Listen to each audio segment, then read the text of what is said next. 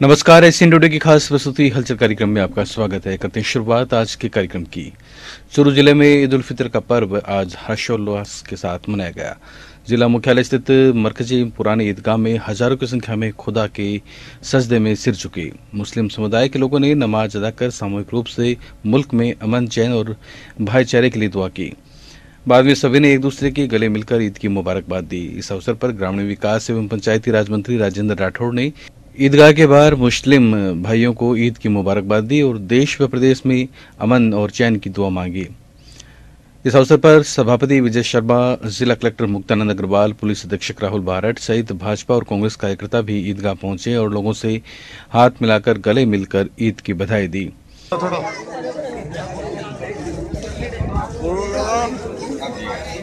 तो गुरु लोग हरियो सबको मारो लो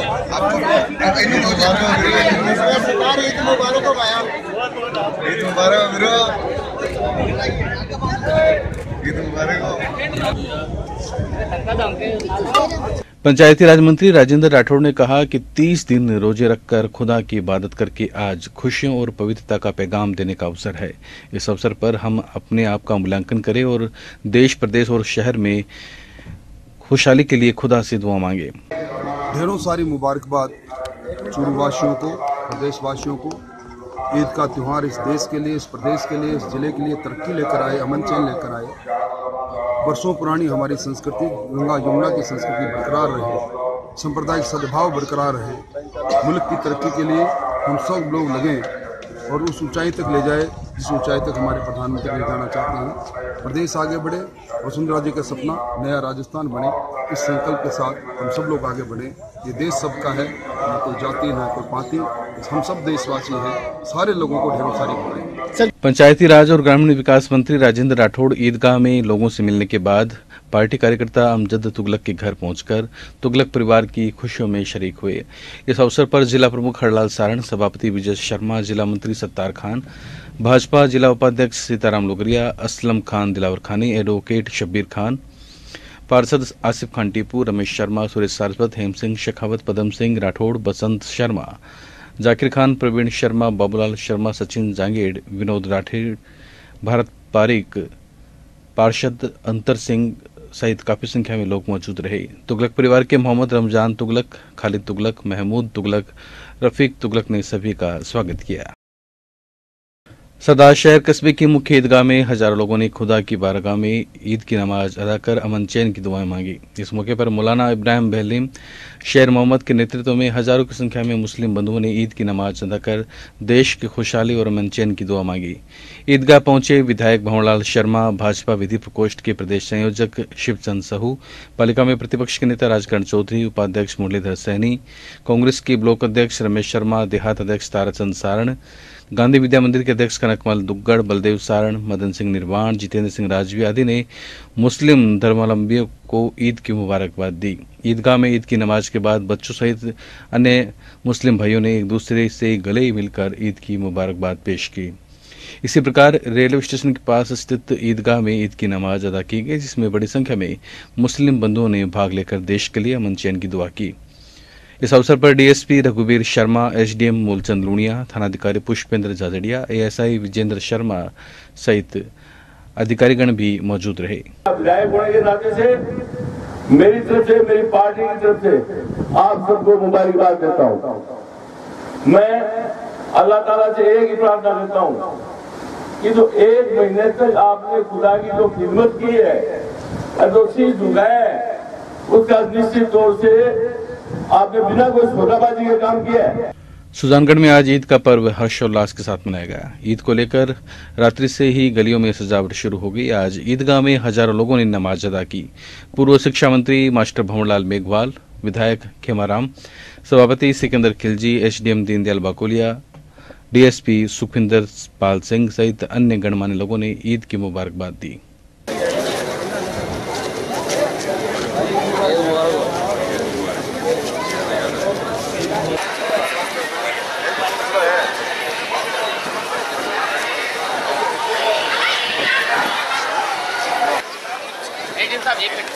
हाथ में रख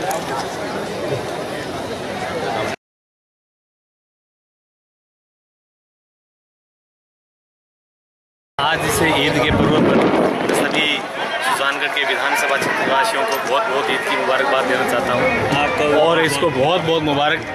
और इस अवसर पर मैं विशेष तौर से यही कहना चाहूँगा कि भाईचारे के साथ हमेशा की भांति बार भी हमेशा हम ईद को एक साथ मिलकर के एक दूसरे गले लिख करके और ईद मुबारक देते हैं। और बहुत ही सुजानगढ़ के अंदर क्षेत्र के अंदर बहुत ही शांतिपूर्ण ढंग से और एक दूसरे के भाईचारे के रूप में जिस ढंग से हम ईद को मनाते हैं, हो चाहे होली हो चाहे दिवाली हो, सब एक साथ मिलकर के हम जिस ढंग से मनाते आ रहे हैं यही हम कामना करते हैं। और सबको बहुत बहुत ईद मुबारक।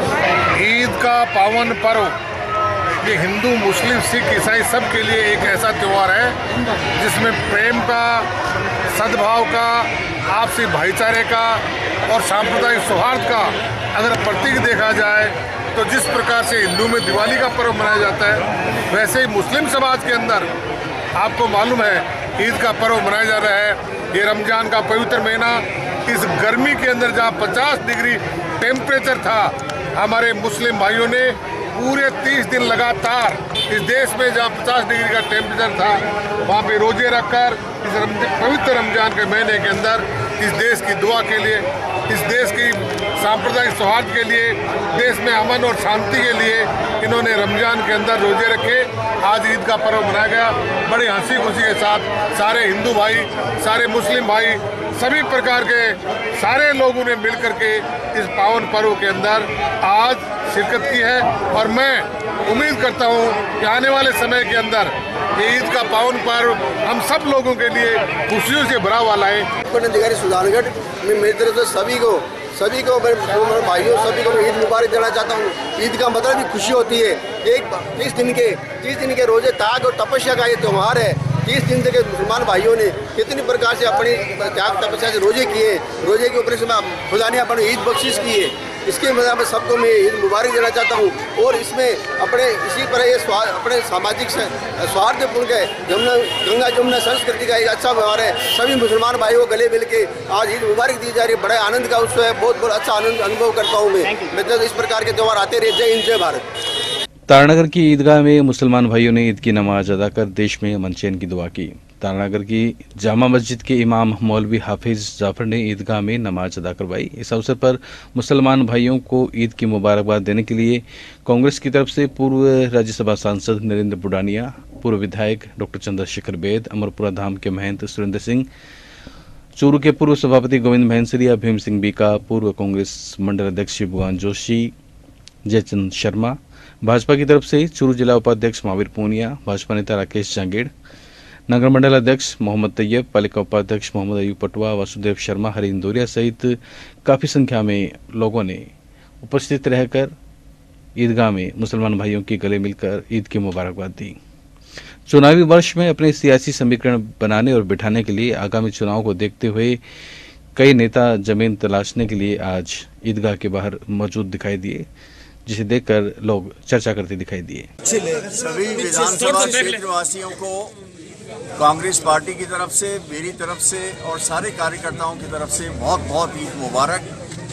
अल्लाह ताला सबको अमन चैन दे और देश को आगे बढ़ाए। ईद का त्योहार लाडनू में आज हर्षोल्लास के साथ मनाया गया। ईदगाह में ईद की नमाज में हजारों लोगों ने नमाज अदा कर देश में अमन, चैन, प्रेम, भाईचारा बने रहने की कामना की। ईदगाह में पूर्व प्रधान जगन्नाथ बोर्डक, चेयरमैन प्रतिनिधि जगदीश पारेख, भामाशाह, सागरमल नाहटा सहित अनेक जनप्रतिनिधि मौजूद रहे।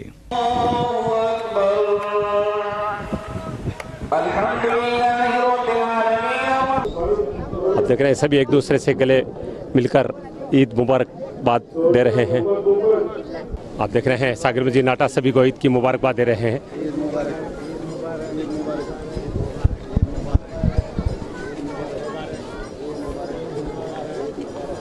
तमाम जन प्रतिनिधि आप देख रहे हैं यहाँ पर मौजूद हैं और एक दूसरे को ईद की मुबारकबाद दी जा रही है। देख रहे हैं सागरमल जी नाटा जिन्होंने इस रमजान के महीने में सद्भावना और भाईचारे की मिसाल प्रस्तुत की, अनेक रोज़ा इफ्तार की दावतें की और अब मुस्लिम भाइयों को ईद की मुबारकबाद दे रहे हैं। आप सभी भाइयों को ईद की मुबारकबाद। कितना अच्छा लग रहा है, सब लोग मिलजुल कर मिलते हैं। आज शहर का जी भी लगातार सैकड़ों वर्षों से यहाँ पर गढ़ में आते हैं मिलने के लिए। हाँ, कई भी पुरानी परंपरा है, उस हिसाब से चला रहे हैं। बहुत अच्छा लगता है। समाज सेवा का काम है ये, और सद्भावना का काम है। एक दूसरे को, हिंदू मुस्लिम एकता का सूचक है। हम लोग सब आपस में ईद मुबारक कर रहे हैं। बिल्कुल। और कितना अच्छा लगता है जब लोगों में इतनी खुशी नजर आती है। बहुत बढ़िया। मैं कल ही फ्रांस से यहाँ आया हूँ, सीधा लाडनो एकदम ईद के मौके के लिए खास तौर से। बिसाऊ कस्बे में शुक्रवार देर रात वार्ड नंबर 19 स्थित एक दंपति की ईद पर्व की खुशियां मातम में बदल गई। मकान का छज्जा गिरने से एक व्यक्ति की मौत हो गई, जबकि उसकी पत्नी गंभीर रूप से घायल हो गई, जिसका चूरू के राजकीय भर्ती अस्पताल के ट्रॉमा वार्ड में इलाज हुआ। सूचना पर एसएचओ सोनलाल मौके पर पहुंचे और मामले की जानकारी ली। प्राप्त जानकारी के अनुसार ईद की तैयारियों में मशगूल वार्ड 19 निवासी रमजान अपनी पत्नी के साथ घर के बाहर छज्जे के नीचे बैठा था कि अचानक से 8.5 फीट का छज्जा भर कर उनके ऊपर आ गिरा, जिससे दोनों छज्जे के नीचे दब गए। पास पड़ोस के लोगों ने दोनों को किसी तरह बाहर निकाला और चूरू के राजकीय भर्ती अस्पताल पहुंचाया, जहां चिकित्सकों ने रमजान को मृत घोषित कर दिया, जबकि गंभीर घायल उसकी पत्नी का इलाज चूरू के ट्रॉमा वार्ड में जारी है। बिसाऊ पुलिस ने देर रात ही चूरू पहुंचकर अस्पताल में भर्ती महिला के बयान भी दर्ज किए। सदाशहर के भानीपुरा पुलिस ने अपहरण कर फिरौती की रकम मांगने वाले गिरोह के 3 आरोपियों को मध्य प्रदेश के देवास कस्बे से गिरफ्तार किया है। थानाधिकारी राजीव रॉयल ने बताया कि हालासर निवासी जयवीर सिंह राजपूत को नौकरी का झांसा देकर 12 जून को उदयपुर बुलाया गया। वहां पर अपहरण कर जयवीर सिंह को एमपी के देवास कस्बे में ले जाकर परिजनों से 3 लाख रुपए की फिरौती मांगी गई।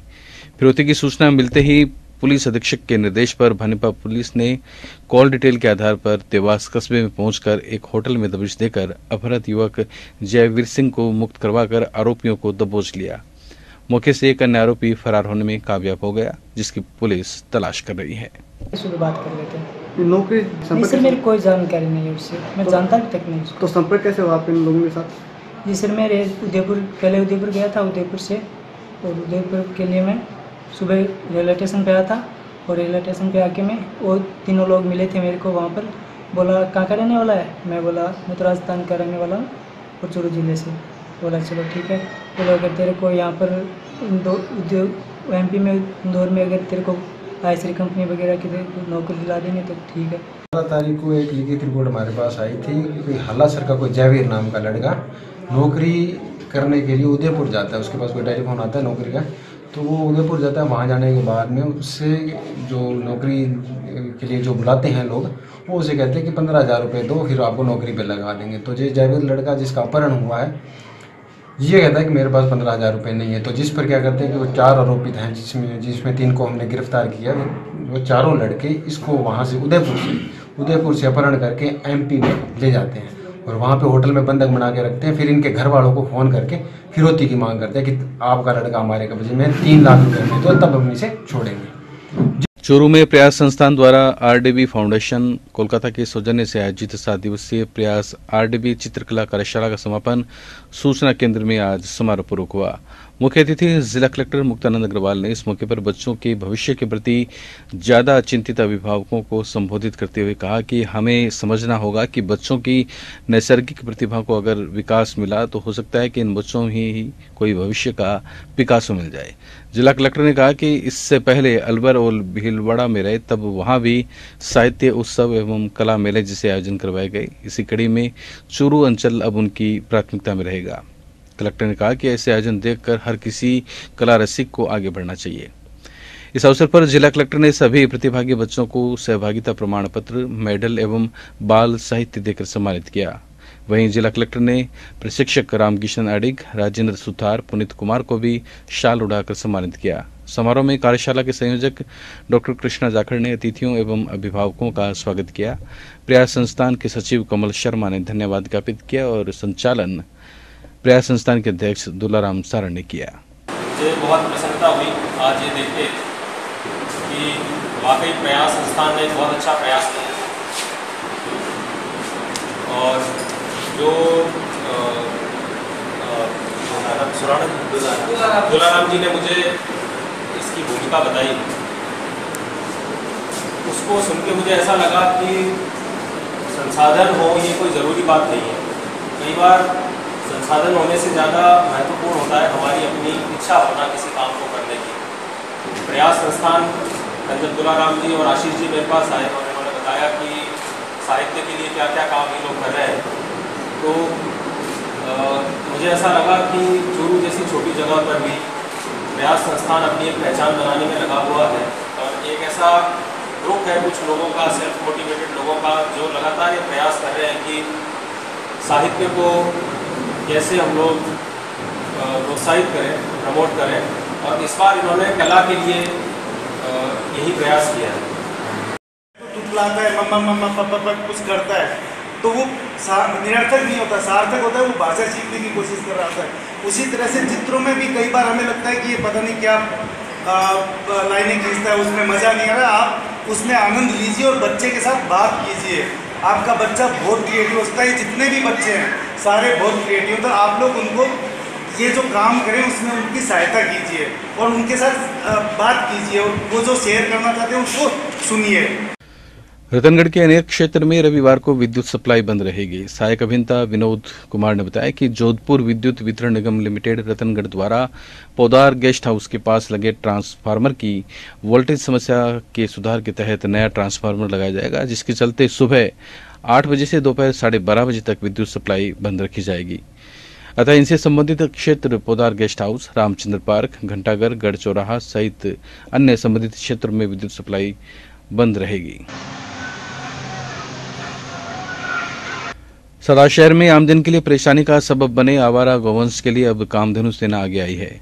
नगरपालिका के अधिशासी अधिकारी को कई बार लिखित में ज्ञापन देने के बावजूद उचित समाधान नहीं होने को लेकर आज गौशाला समिति के पदाधिकारी पवन पोदार ने कामधेनु सेना के साथ बैठक की और बैठक में बताया कि नगरपालिका को 8 महीने पहले लिखित में दिया गया है कि गौशाला में 300 गौवंश की जगह खाली पड़ी है, पर पालिका इस ओर कोई कार्रवाई नहीं कर रही है। मीटिंग में कामधेनु सेना के अध्यक्ष नरेंद्र सिंह शेखावत ने बताया कि सड़कों पर विचरण कर रहे आवारा गौवंश को अब गौशाला पहुंचाने का जिम्मा हम लेंगे।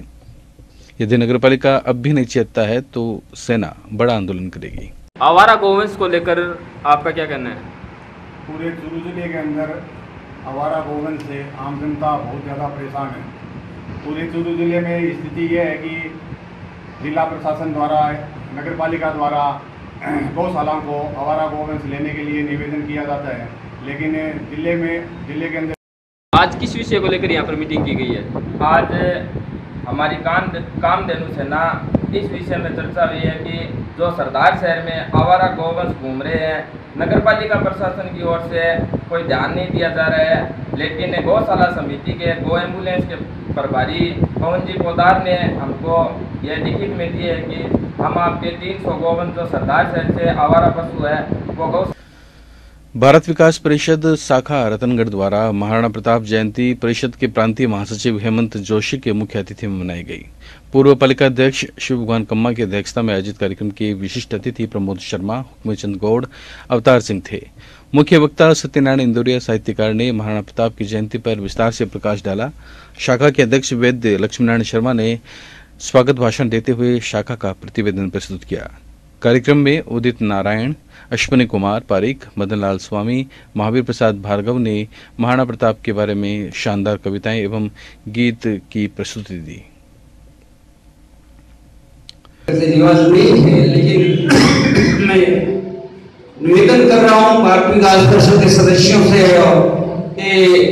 अतिथियों का, रतनलाल जी सोनी और विनोद जी, लक्ष्मीनारायण जी आ गए हैं, बताइए लक्ष्मीनारायण जी।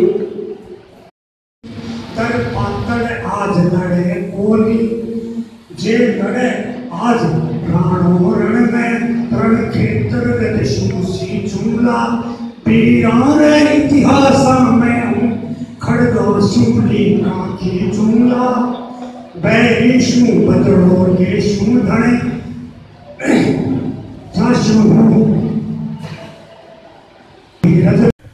केंद्र में मोदी सरकार के 4 साल पूर्ण होने पर भाजपा के वरिष्ठ नेताओं की रतनगढ़ में बैठकों का आयोजन जारी है। भाजपा के वरिष्ठ नेता भागीरथ सिंह राठौड़, शिव भगवान कम्मा, बजरंग गुर्जर, दीनदयाल पारिक, अरविंद इंदौरिया, रामप्रसाद तामराइत, पार्षद सुरेश कम्मा, बजरंग गौड़, सुप्रिया चारण, इंद्रमणि प्रजापति ने शुक्रवार रात को रतनगढ़ के वार्ड 31 में श्याम सुंदर किशनलाल नाई के आवास पर आयोजित भाजपा आपके द्वार घर घर मोदी अभियान के अंतर्गत केंद्र सरकार की योजनाओं को लेकर चर्चा की। वक्ताओं ने प्रधानमंत्री नरेंद्र मोदी के बारे में कहा कि मोदी ने देश की जनता से भ्रष्टाचार मुक्त भारत के वायदे का अक्षरश पालन किया है। 4 साल पहले शपथ समारोह में यह घोषणा उन्होंने की थी, न खाऊंगा न खाने दूंगा, और वो वायदा आज भी कायम है। प्रधानमंत्री की देन है। अब बेटी पढ़ाओ बेटी बचाओ, अब ऐसा जाना ही बात ने कहीं भी बेटी ने आप पढ़ावागा तो एक घर को कल्याण नहीं, अगले घर को ही कल्याण करेगी। बा बेटिया ने पढ़ाने के खातिर के तो प्रोत्साहन दिए 75% से अधिक नंबर कोई बेटी का आवे तो बिना स्कूटी मिले और 20,000 रुपया 25,000 रुपया बिना सालाना छात्रवृत्ति मिले। ये राजस्थान सरकार की। यह था आज का हलचल कार्यक्रम। अब हमें दे अनुमति और आप देखते रहे SN टुडे। नमस्कार।